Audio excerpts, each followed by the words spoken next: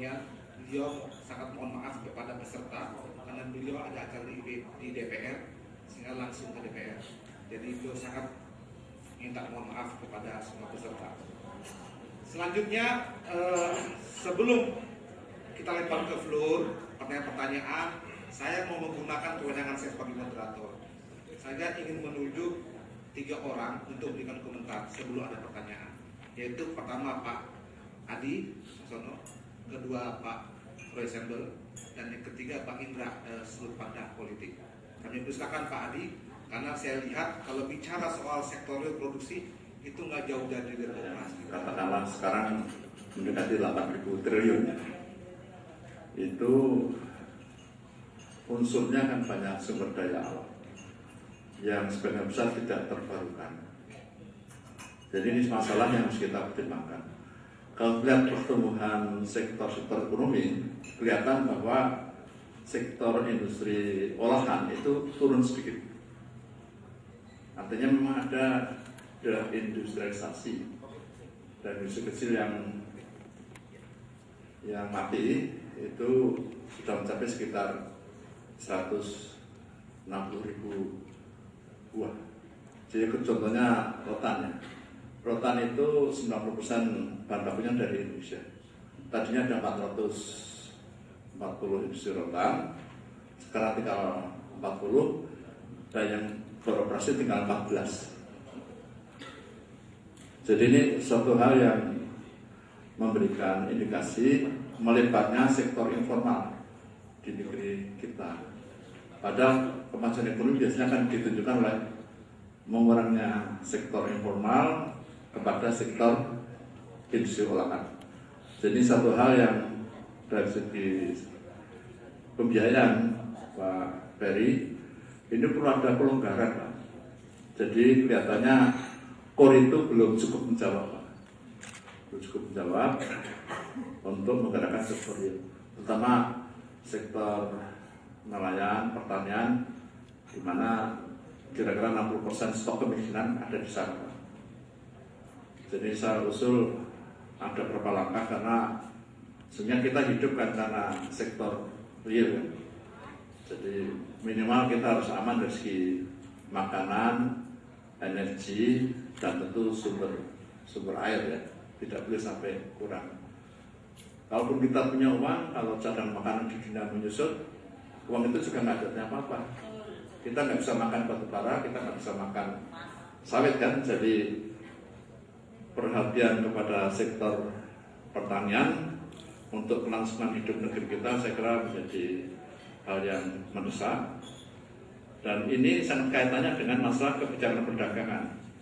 Jadi selama ini ada pesan buat kami yang di sektor real, kebijakan perdagangan itu lebih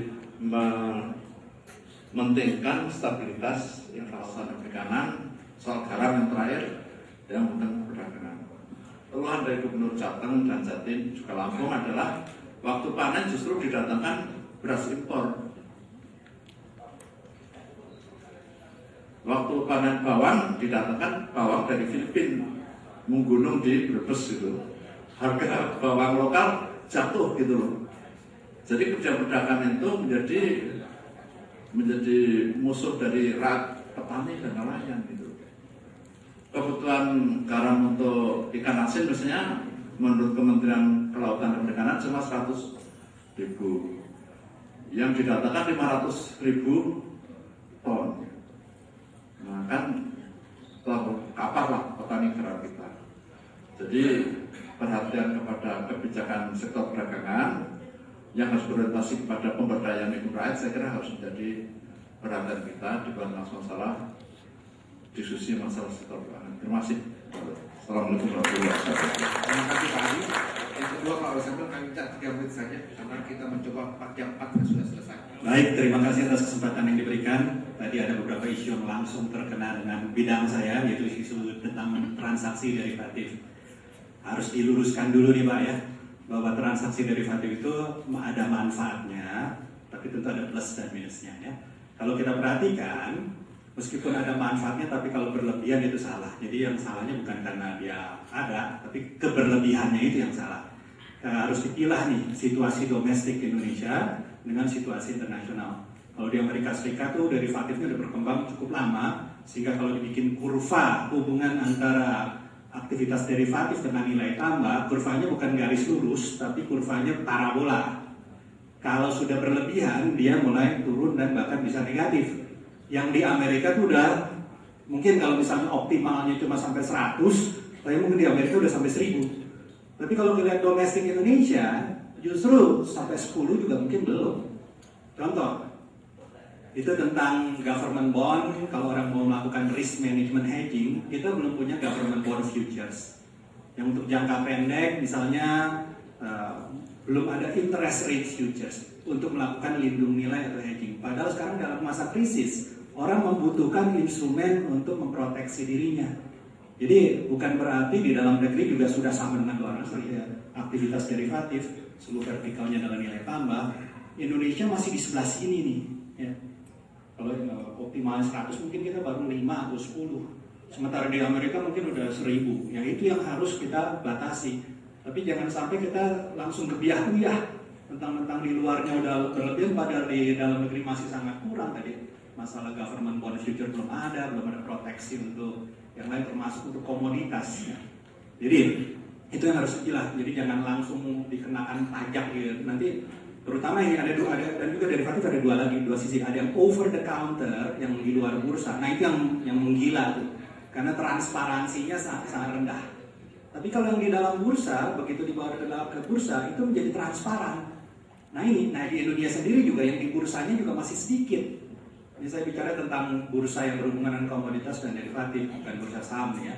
Kebetulan saya menjadi direkturnya di Bursa Berjangka Jakarta. Nah jadi itu masih kecil sekali. Jadi kalau optimalnya 100 mungkin baru 10. Seandainya masih 10 kemudian langsung dipajak itu namanya angsanya belum bertelur emas tapi udah dirogoh untuk diambil telurnya seperti itu.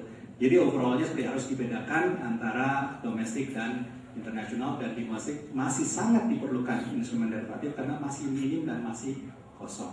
Saya pikir itu komentar dari saya. Terima kasih. Terima kasih Pak. Ini dari aspek politik Pak. Masih. Assalamualaikum warahmatullahi wabarakatuh. Saya teringat pada seorang ekonom senior, kalau nggak salah Pak Emil Salim, ketika kita juga berikut bicara soal dampak dari krisis moneter Amerika Serikat itu. Seharusnya ini dijadikan momentum bagi pemerintah kita semua untuk melihat hikmah dari betapa kegagalan ekonomi yang kapitalistik itu. Tadi Pak Arianto juga mengatakan ini bukan the end of the world. Buat Indonesia yang memang tadi Pak Adi sudah mengatakan tentang betapa kita sebetulnya sejak awal juga terbagi antara ekonomi kapitalis dengan ekonomi yang subsisten. Kita sebagian besar masih berada di sektor yang non market oriented itu, sehingga pemerintah punya peran besar untuk merestruktur, meredesain ekonomi Indonesia ini. Saya selalu yakin tentang keniscayaan the state brings the state back on gitu ya, di dalam segala macam kehidupan. Jadi kebijakan-kebijakan itu masih banyak yang bisa dilakukan oleh pemerintah. Cuma masalahnya apakah pemerintah kita di situ? Tadi ada saran dari Bung Perdana soal koordinasi. Betapa mudah sekali dibicarakan, tapi prakteknya susah. Nah, apalagi kepemimpinan yang tidak decisive. Jadi kuncinya di situ. Jangka panjang mungkin kita mau tidak mau terlibat memikirkan perekonomian yang sifatnya sudah sangat kapitalistik itu. Tetapi jangka pendek kita harus meredesain. Jadi saya tidak terlalu pesimis. Seandainya pemerintah menunjukkan kebijakan, menunjukkan perannya untuk merestrukturkan perekonomian Indonesia. Dengan demikian, ya, sekali lagi sama dengan Pak Arianto, Ini bukan the end of the world. Sebab hanya berapa persen orang Indonesia yang masuk di dalam derivatif. Berapa persen? Sebagian besar itu masih sangat ya 300.000. Ya, saya kira nggak tahu di ruangan ini. Saya termasuk bagian dari ekonomi subsisten. Ya, jadi ya sudahlah. Pokoknya seperti ayam kampung itu sekarang kita ngais-ngais apa yang ada. Persoalannya tinggal bagaimana pemerintah sekali lagi di situ mengkoordinasikan semua potensi-potensi yang ada di daerah-daerah itu masih banyak sekali ya, yang memiliki kemampuan untuk itu. Terima kasih. Terima kasih Pak.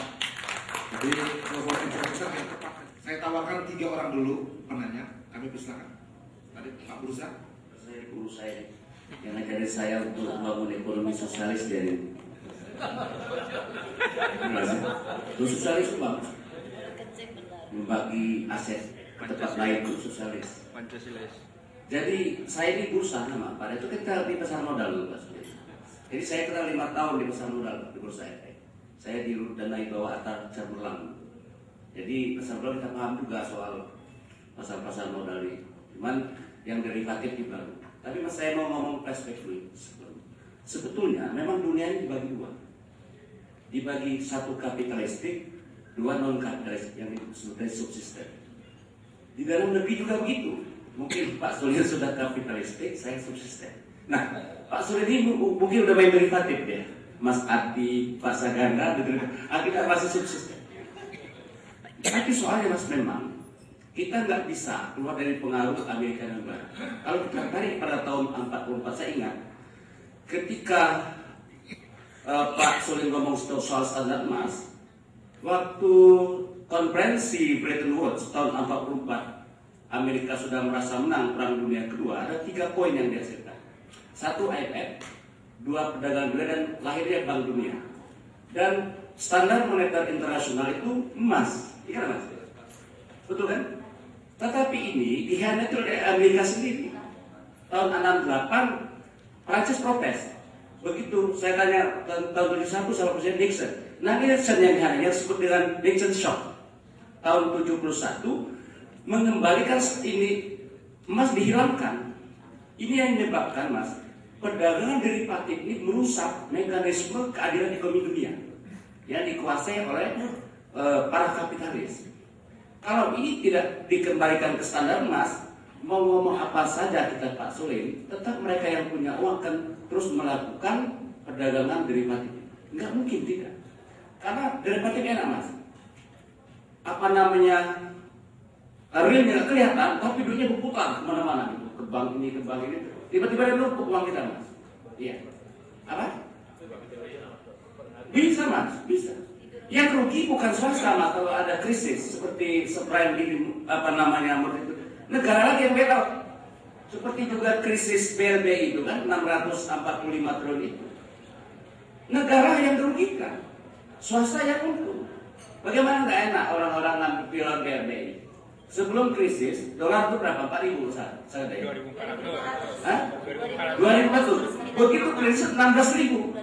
Sebelum dia krisis dia beli dulu, dia bid dulu dolar 2.500, dia jual di sell pada harga 16.000. 2 kali untung itu orang ngemplang BLB itu. Dia kemplang negara 640 triliun itu ya, swasta 144, sisanya dia main. Betul Pak Ri?